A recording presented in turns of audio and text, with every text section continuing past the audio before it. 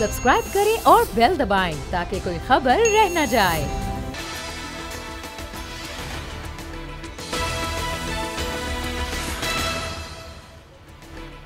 अस्सलाम वालेकुम, मैं हूं फैसल अजीज खान। डॉलर असल में 165 रुपए का है। कौन उसे 175 तक ले गया है? क्या इसको 175 तक ले जाने वालों के खिलाफ कार्रवाई होगी? महंगाई पर काबू पाने के लिए भी क्या हुकूमत कार्रवाई कर रही है? और अब इमरान खान साहब के हाथ ज़रा खुल गए हैं तो वो उस साइड पर आएंगे। और पाकिस्तान के सबसे बड़े शहर कराची में बहुत सारे ऐसे मामलात हैं जो बहुत पेचीदा हैं, लेकिन वो इंतज़ामी मामलात के साथ साथ जो सियासी मामलात है उसमें ज़रा हरकत आई है। कुछ दिनों पहले मैंने एक प्रोग्राम किया था मुत्तहिदा कौमी मूवमेंट के बहुत सीनियर रहनुमा जिन्होंने MQM को बचाया, संभाला, और उसके बाद MQM पाकिस्तान से अलहदा हो गए। और उन्हें अलहदा होने के बाद एक बहाली कमेटी के नाम से मुत्तहिदा कौमी मूवमेंट का एक ग्रुप बनाया। डॉक्टर फारूक सत्तार साहब से गुफ्तगू की थी और उन्होंने एक फार्मूला पेश किया था। उस फार्मूले को लेकर वो वक्त के साथ साथ आगे बढ़ रहे हैं और एक ऐसा माहौल इस वक्त पैदा हो गया कि शायद MQM किसी नतीजे पर पहुंचने वाली है। मेरे गुज़श्ता प्रोग्राम में एक इंटरव्यू के अंदर अब्दुल रऊफ सिद्दीकी जो मुत्तहिदा कौमी मूवमेंट के सीनियर रहनुमा हैं, उन्होंने एक ऐसा स्टेटमेंट दिया था जिसके बाद ऐसा लगता है कि सारे ग्रुप MQM के एक दूसरे के साथ कनेक्टेड हैं, लेकिन किसी ने रोक रखा है कि सामने मुलाकात नहीं कर सकते, बहाने से मुलाकात कर सकते हैं। और एक तारीखी जुमला था डॉक्टर फारूक सत्तार का, वो ये था कि अब्बू अब्बू और ताया अब्बू, कि अब्बू कौन है और ताया अब्बू कौन है। और वो बात बहुत फैली और फिर बहुत सारी मीटिंग्स हुई। मेरे साथ इस वक्त स्टूडियो में मौजूद हैं डॉक्टर साहब। उनसे पूछते हैं कि ये मामला अब्बू अब्बू और ताया अब्बू वाला क्या है, और अभी आपने जो हालिया मुलाकात की है दुबई में डॉक्टर इरशद लिबात साहब से, उनका नाम ECL में तो नहीं है, लेकिन वो तशरीफ़ नहीं लाते हैं, आपने उन्हें दावत दी यहाँ आने की। सबसे पहले तो मैं प्रोग्राम में खुशामदीद कहता हूँ और मैं चाहता हूँ ज़रा हम तेज़ी से चीज़ों को आगे लेके चलें। अब्दुल रऊफ सिद्दीकी साहब भी मेरे साथ अभी कनेक्ट हो जाएंगे। मेरी डॉक्टर इरशद लिबात भाई से जो मुलाकात हुई और जो हमने गुफ्तगू की, तवील बातचीत की हमने हर पहलू पर, तो इस वक्त पूरे मुल्क में एक दिवालियापन नज़र आता है क़यादत का और विजन का। पूरे मुल्क में? पूरे मुल्क में। अच्छा, हम समझते कराची में ये सिर्फ जाहिर उसी की वजह से कराची, तो फिर देखें सबसे बड़ा उसकी तान टूटती तो कराची पर। सफ़र मैं और आप करते हैं और कराची वाले करते हैं, तो एक ऐसा कौमी एजेंडा बने, ऐसा नैरेटिव जिसमें अब कराची को इग्नोर ना किया जाए, यानी अब मुतहम्मिल नहीं हो सकता कराची को, उसे नज़रअंदाज किया जाए। नाउ और नेवर सिचुएशन है। और फिर अगर पूरे मुल्क में अगर सियासी अकाबरीन मुख्तलिफ जमातों के आपस में सर जोड़कर बैठकर इस सूरत हाल से मुल्क को निकालने के लिए तैयार नहीं, तो कम से कम एक आगाज़ कराची में जितनी कौमी जमातें हैं या जो भी यहाँ की जमातें रहीं जिन्होंने एक अरसे यहाँ सियासत की, उनके कुछ समझदार लोग, कुछ सूझबूझ रखने वाले, कुछ बसीरत रखने वाले कोई रास्ता निकाले। और मैं इस पर पहले ही काम कर रहा था। तो मैं और वो उस राउंड की बात कर रहा हूँ जो इरशद लिबात साहब के साथ आपकी हुई, इसीलिए छुपन छुपाई में नहीं, तस्वीर भी जारी हो। हाँ, क्योंकि मैंने यही कहा कि मैं गया उनसे मिलने था और बहाने से मैंने मैच देखा, क्योंकि उस दिन 11 नवंबर। अच्छा, लोग समझ रहे हैं मैच देखने गए नहीं, ये उल्टा समझ रहे हैं। आप उन्हीं से मिलने गए थे? मैं उन्हीं से मिलने गया। तस्वीर, हाँ ये तस्वीर असल मैच वही था उनके साथ। अच्छा, ये तो मैच के बाद के किसी ऐसे पार्क में बैठे हुए आप जहाँ तस्वीर देखें, ये उनके घर में भी छोटा सा ऐसा लॉन है, वहाँ पर भी खिंचवाई है।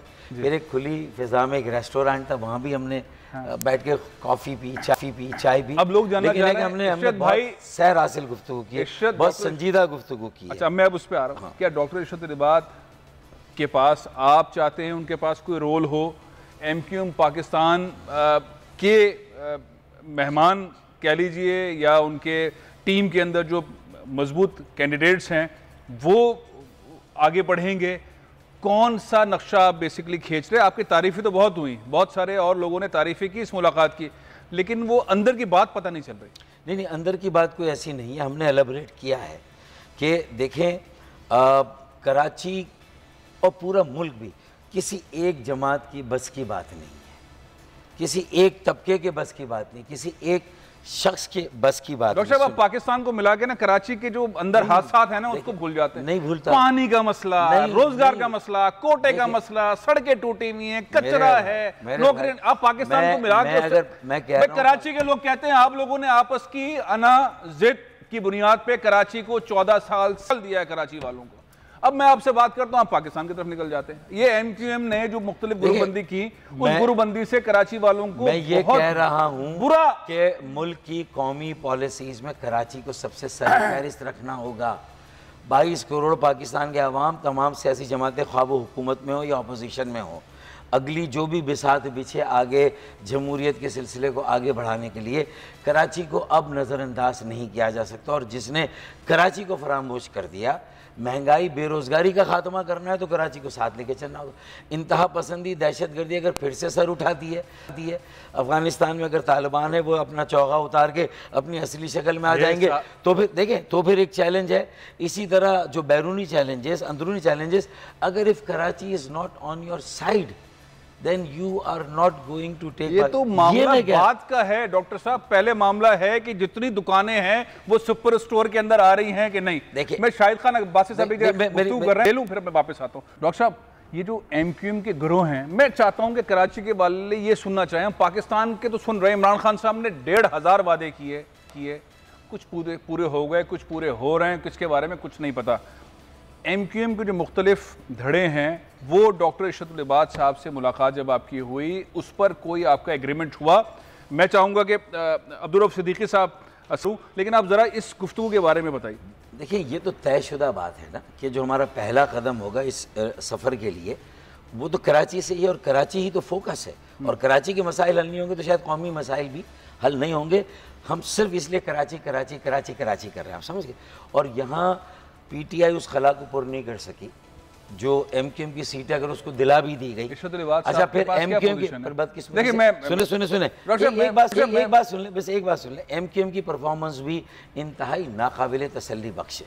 इस सूरत में इसके अलावा कोई रास्ता नहीं है कि इस खला को पुर किया जाए, और जिस हद तक नेचुरली मुमकिन है उसको पुर किया जाए।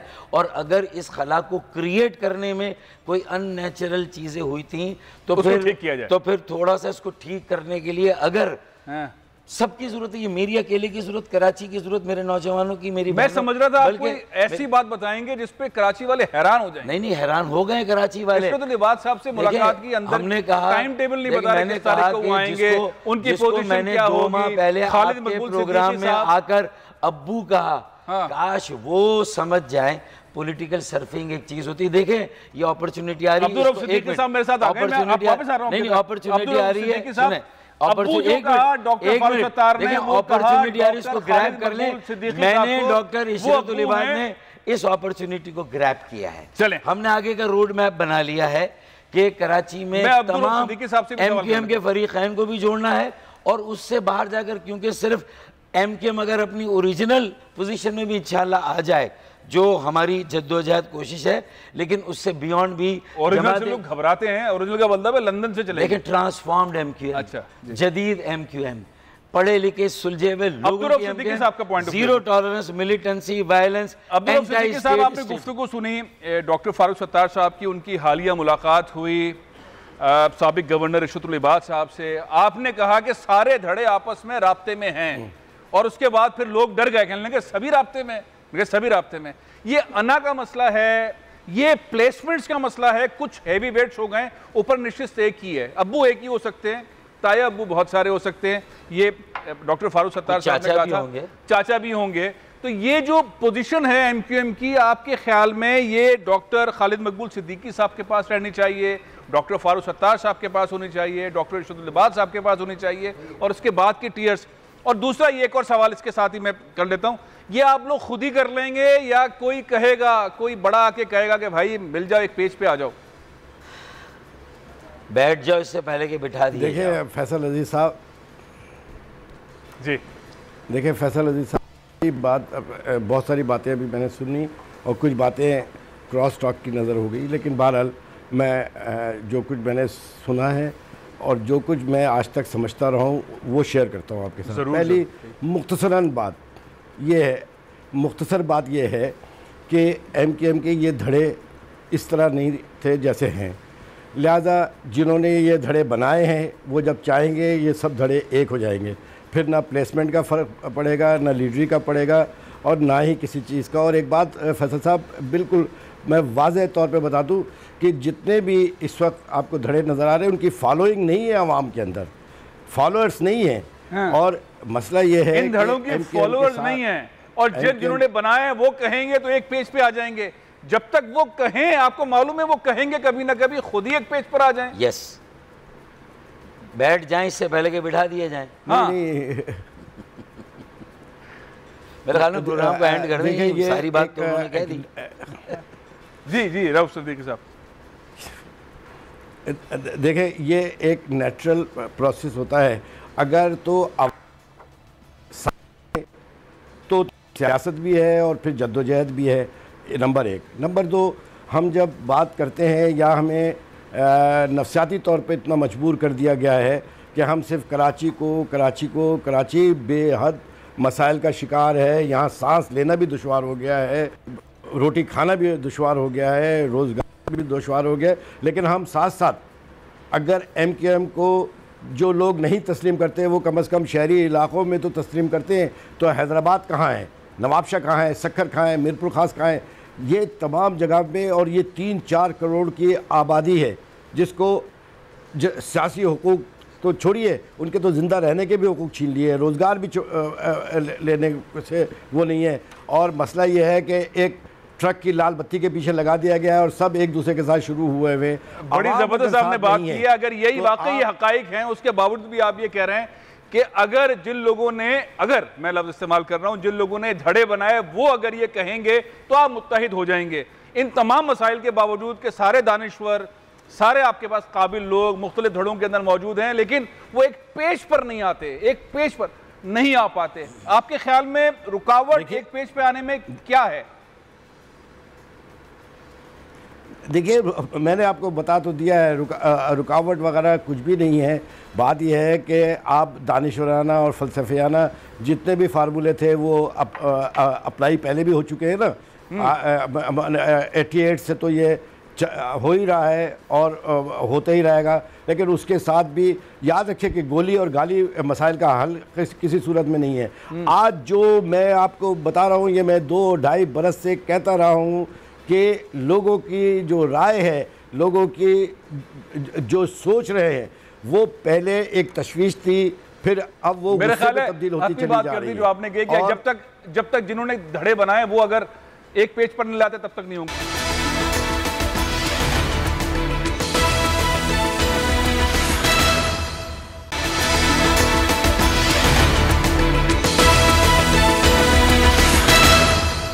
Welcome back.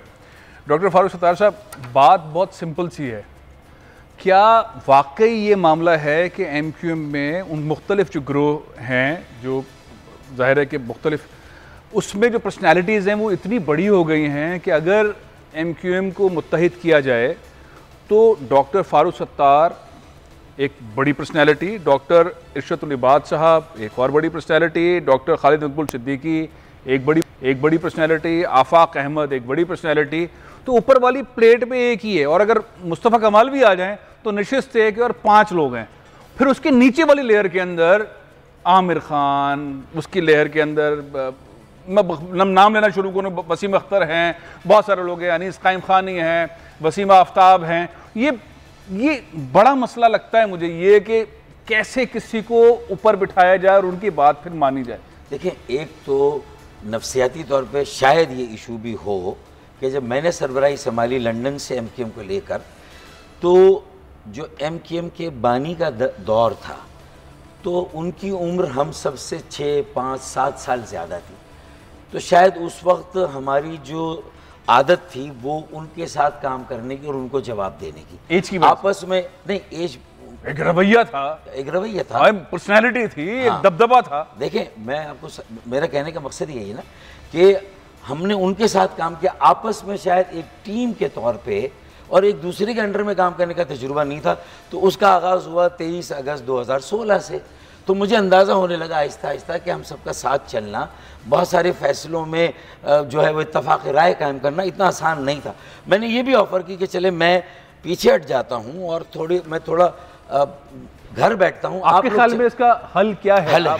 देखिए, हल ये है कि अगर हम इस उम्र में अपने सख्त मौक़िफ़ को लेकर, अपनी अना को लेकर, मैंने तो एक तरफ रख दी अपनी इज़्ज़त नफ्स भी और अपनी अना भी, और मैं चला गया डॉक्टर शरीयत लिबाद के पास। इससे पहले कि कोई मुझे मशवरा दे, मुझे एक नज़र आ रहा अपॉर्चुनिटी आ रही है, वो उसी वक्त कराची के शहरी, हमारा वोट बैंक हम दोबारा यकजा कर सकते हैं, तहरीक मोबिलाइजेशन बड़ी बना सकते हैं, बशर्ते कि हम सब एक पेज पर हों। और वो ये कि मेरे नजदीक तो सबसे बड़ा मसला ये है कि ऊपर पोजीशन एक और 5 लोग हैं। नहीं, मैंने तो देखिए, मैंने तो इसके बगैर तो हल ही नहीं होगा ना। आप वजीर आला कर लें, आप कैबिनेट में मेरी तरफ से तो नहीं, मैंने तो 2 माह पहले आपको ये दिया था ना। मैंने तो ये, इसका मतलब है वहीं पे खड़े में मैंने ये कार्ड अपने चेस्ट पे रखा, तो आप मुझसे ये बात नहीं कर सकते।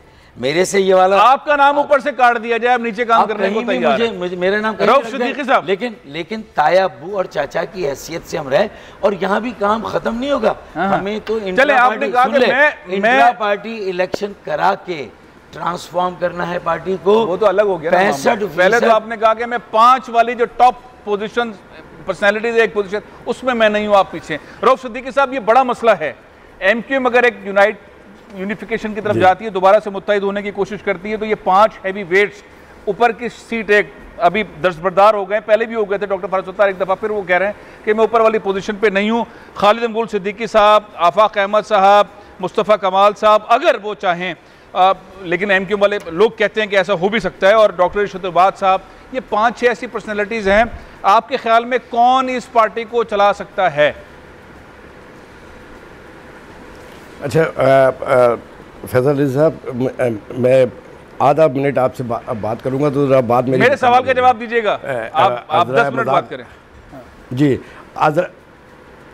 अज़राए मजाक ये करें कि कुरानदाजी कर लें, जिसका नाम निकला है वो चलाए नंबर 1, या दूसरे टास उछाल लें और इसमें जो फैसला हो जाए, ठीक है ना। अब पहली बात के दरमियान ये था कि अब्बू कौन और ताया कौन और चचा कौन, तो बात यह है कि अब्बू तो वो होगा जिसको बच्चे मानेंगे, और फिर आवाम जिसको मानेंगे वही अब्बू होगा, एक बात।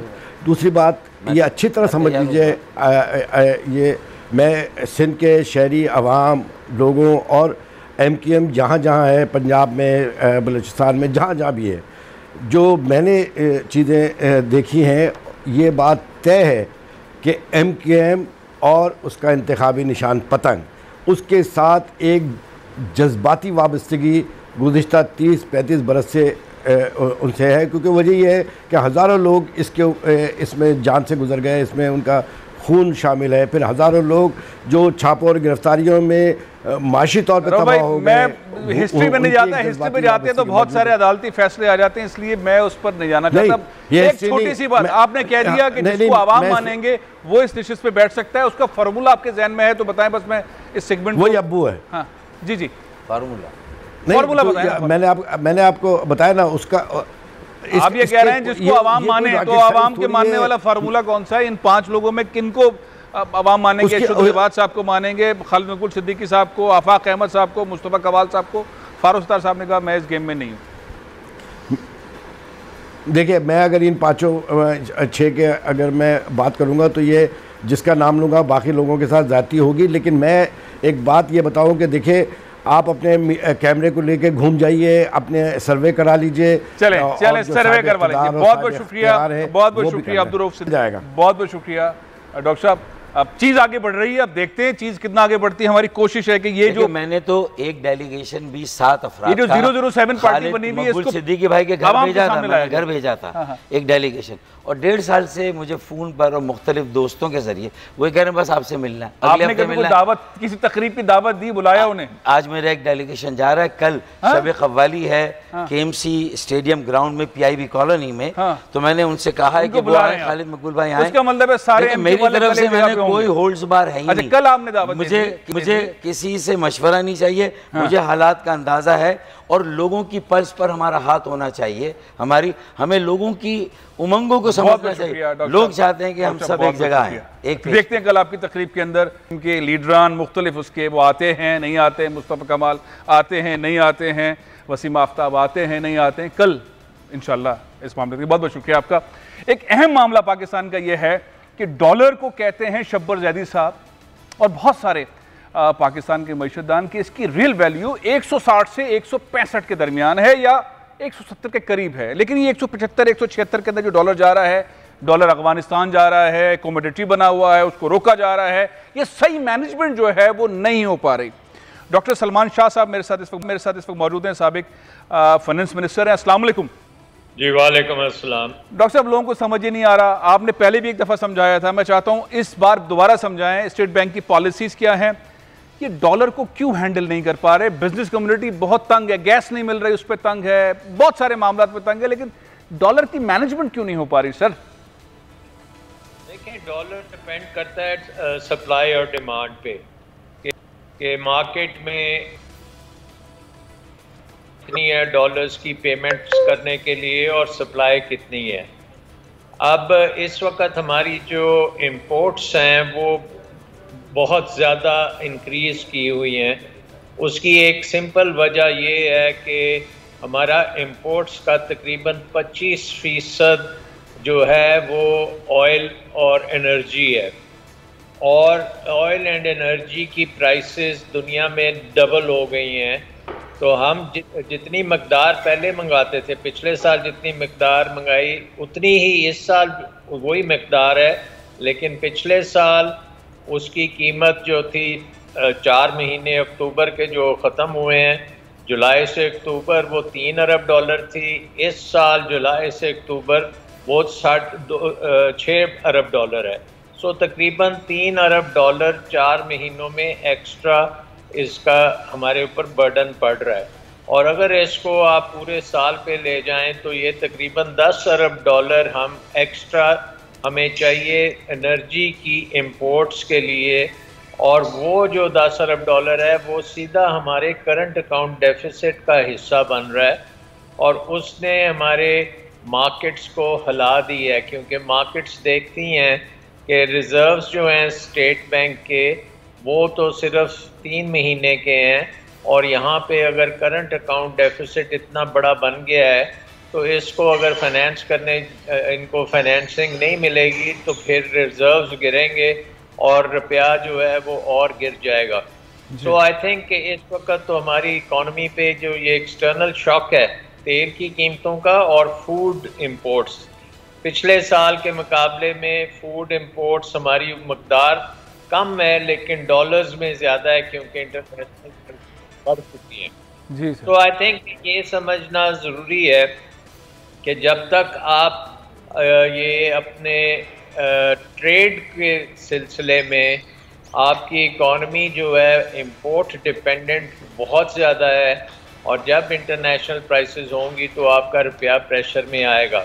अब इसका जो तोड़ है वो शॉर्ट टर्म में तो ये है कि आप डॉलर्स इकट्ठे करें, आपकी रेमिटेंसेस से आएँ, आपकी एक्सपोर्ट्स से आएँ, आपकी फॉरेन इन्वेस्टमेंट से आएँ, या IMF आपको पैसे दे, या इंटरनेशनल फाइनेंशियल इंस्टीट्यूशन से आप अगर डॉलर्स लाने में कामयाब हो जाते हैं तो फिर तो रुपया स्टेबल रहेगा। लेकिन अगर वो डॉलर्स नहीं आएंगे तो फिर रुपये के ऊपर बहुत ज़्यादा प्रेशर आएगा, और रुपया जब भी गिरेगा तो उसके साथ फिर और ज़्यादा इन्फ्लेशन होगी। सो ना सिर्फ एक इम्पोर्टेड इन्फ्लेशन इस वक्त चल रही है, रुपये की अनसर्टेनिटी की वजह से भी एक सर्टन एलिमेंट उसका हिस्सा बना हुआ है, और इसके अलावा भी कुछ डॉक्टर साहब, दो और लोग कहते हैं कि अफगानिस्तान डॉलर जा रहा है। जो आपने बातें बताई ये जाहिर है कि ये फैक्चुअल है, लेकिन स्मगल हो रहा है और लोग जो हैं वो चूंकि डॉलर की कीमत ऊपर जा रही है तो लोग उसको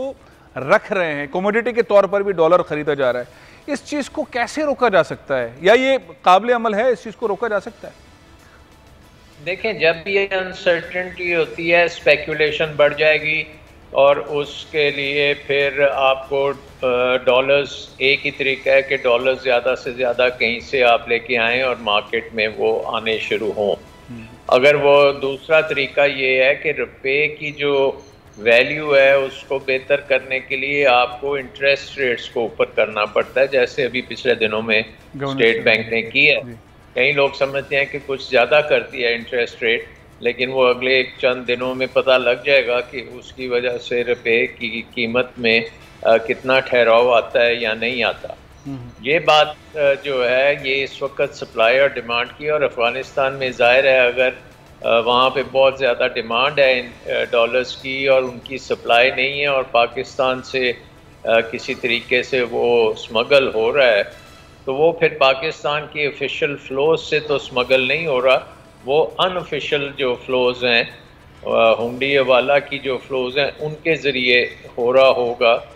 और इस वक्त हमें ये भी पता है कि अफ़गानिस्तान के अपना जो बैरून मुल्क उनका निज़ाम है अफ़गानियों का, वो भी बहुत बड़ा है और वो हवाला के मास्टर्स हैं, और वहाँ पे उनको अगर डॉलर्स की ज़रूरत है तो वो इधर उधर से डॉलर्स वो ला सकते हैं, और हो सकता है कि पाकिस्तान में जो पहले वो डॉलर्स लाते थे वो अब ना लेके आ रहे हों, बट ये स्पेक्युलेटिव है, इसका कोई डेटा इस वक्त ऑफिशियली तो कोई अवेलेबल नहीं है।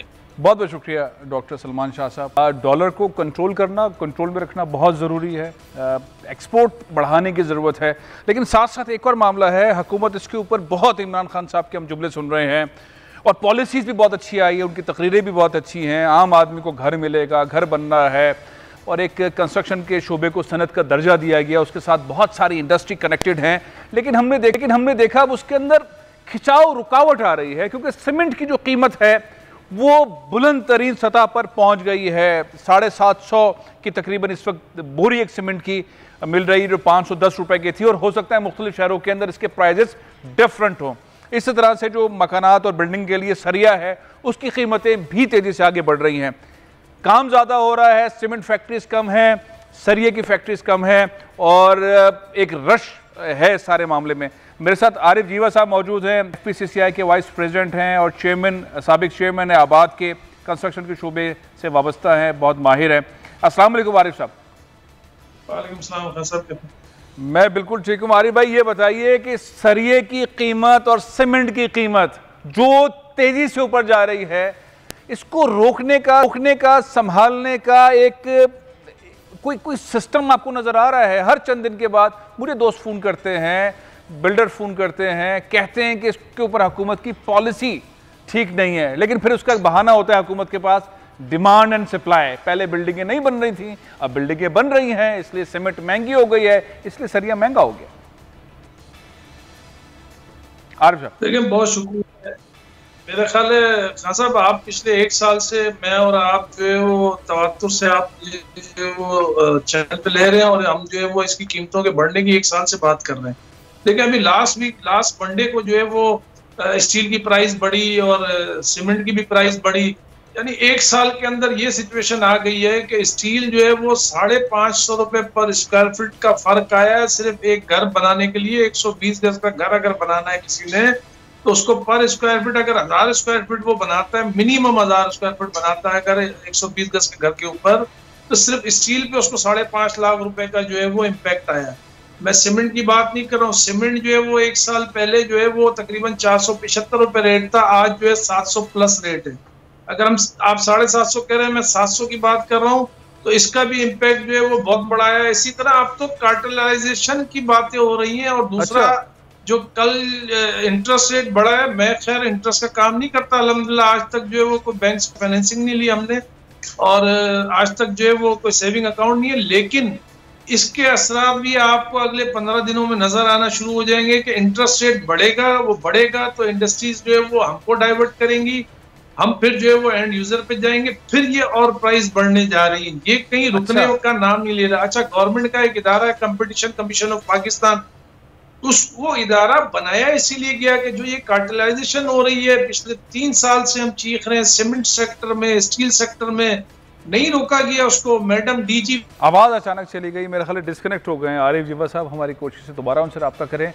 अगर एक माहौल, बहुत अच्छा माहौल वज़ीर आज़म पाकिस्तान में बना दिया घर बनाने का, लोन देने का, बैंक्स लोन दे रहे हैं और बड़ी तादाद के अंदर लोन आ रहे हैं। शौकत तरीन साहब ने बहुत तफसील से बताया था इस सारे मामले में, एप्लीकेशंस सबमिट हो रही हैं, सब कुछ हो रहा है।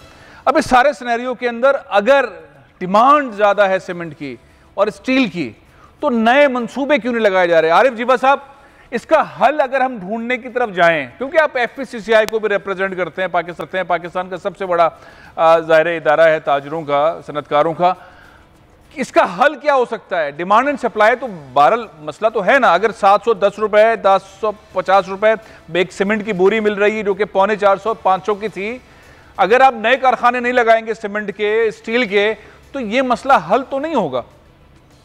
देखिए हल के तो बहुत सारे रास्ते हैं, हमने दिए भी हैं, आपसे भी डिस्कस हुए हैं गवर्नमेंट को। लेकिन अभी 4 दिन पहले FBR ने, फाइनेंस मिनिस्ट्री ने जो है वो स्टील का जो फिक्स रेट किया हुआ है, गवर्नमेंट ने फिक्स किया हुआ है कि जी स्टील सेक्टर जो है 140 रुपए 1,40,000 रुपए पर टन जो है उसके ऊपर 17.5% टैक्स देगा गवर्नमेंट को, 17%।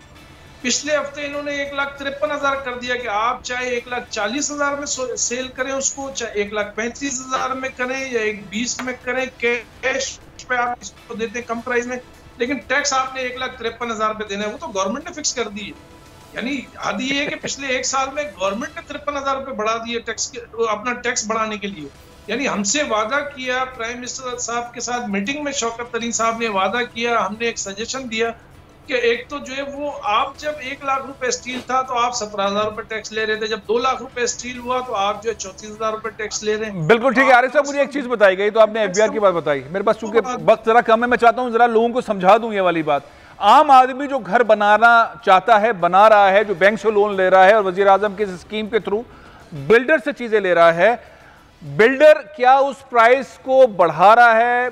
कीमत जाहिर है कि अगर सीमेंट की कीमत ऊपर जा रही है, स्टील की कीमत ऊपर जा रही है, तो आपने भी कीमत में इजाफा कर देना है। वो एंड यूजर तो आम आदमी ही हुआ ना इस सारे प्रोसेस के अंदर। देखिए बिल्डर जो है वो आबाद में तवातुर से मीटिंग्स चल रही हैं, तमाम बिल्डर जो है वो प्रेशर में है और आबाद के ऊपर प्रेशर डाला जा रहा है कि जी प्राइस बढ़ाने की हमें परमिशन दी जाए। क्यों? क्योंकि मैं समझता हूँ इस वक्त जो मेरी नॉलेज में कराची, लाहौर, इस्लामाबाद, फैसलाबाद, पेशावर, आपका पिंडी, ये सब जगह पे काफी प्रोजेक्ट बंद हो गए, लोगों ने बाइंग बंद कर दी क्योंकि वो तो वारा ही नहीं खाता ना। आज से 5 साल 3 साल पहले जो अफोर्डेबल हाउसिंग के लिए उसको आउटस्कर्ट में लोगों ने 5,000 रुपए फुट पे जो है वो प्रोजेक्ट बेचे हुए 1.5 साल पहले। अब मेरा आखिरी सवाल है आरिफ साहब, आखिरी, अगर प्रोजेक्ट्स बंद हो रहे हैं, लोग प्रोजेक्ट्स नहीं खरीद रहे हैं, फ्लैट्स नहीं खरीद रहे हैं, घर नहीं खरीद रहे हैं, और उसकी वाहिद और इंपॉर्टेंट वजह सीमेंट की कीमतों में इजाफा या स्टील की कीमतों में एक मुसलसल इजाफा है, तो हुकूमत के पास ऑप्शन क्या है इसको हल करने का? हुकूमत के पास बिल्कुल ऑप्शन है। हुकूमत को जो है एक कार्टेलाइजेशन खत्म करना चाहिए, जो हुकूमत इसमें इंटरेस्ट नहीं ले रही है। आज मेरे ख्याल में मैं कहीं स्टेटमेंट पढ़ रहा था शौकत तरीन साहब का, अच्छा स्टेटमेंट था, लेकिन उस पर इम्प्लीमेंट नहीं होगा। हम समझते हैं बड़ा अच्छा स्टेटमेंट था कि हम जो है वो सीमेंट सेक्टर को जो है वो टैक्स में छूट देंगे और उसमें जितना जो ज्यादा सेल करेगा या ज्यादा प्रोडक्शन करेगा उसको हम छूट देंगे, उस पर इम्प्लीमेंट नहीं, उसका फायदा हमें कहीं नहीं होना है। ऐलानात हो रहे हैं, इकदामात नहीं हो रहे हैं। बहुत बहुत शुक्रिया आरिफ जीवा साहब। ज़ाहिर शौकत तरीन साहब बहुत सारी बातें ऐसी कह देते हैं, कर देते हैं, जो फौरी तौर पर अमल दरामद नहीं होती। हल देखते हैं इसका क्या निकलता है। प्रोग्राम मैं यहाँ ख़त्म कर रहा हूँ, इंशाअल्लाह कल फिर हाजिर होऊंगा। इजाज़त दीजिए। पाकिस्तान जिंदाबाद।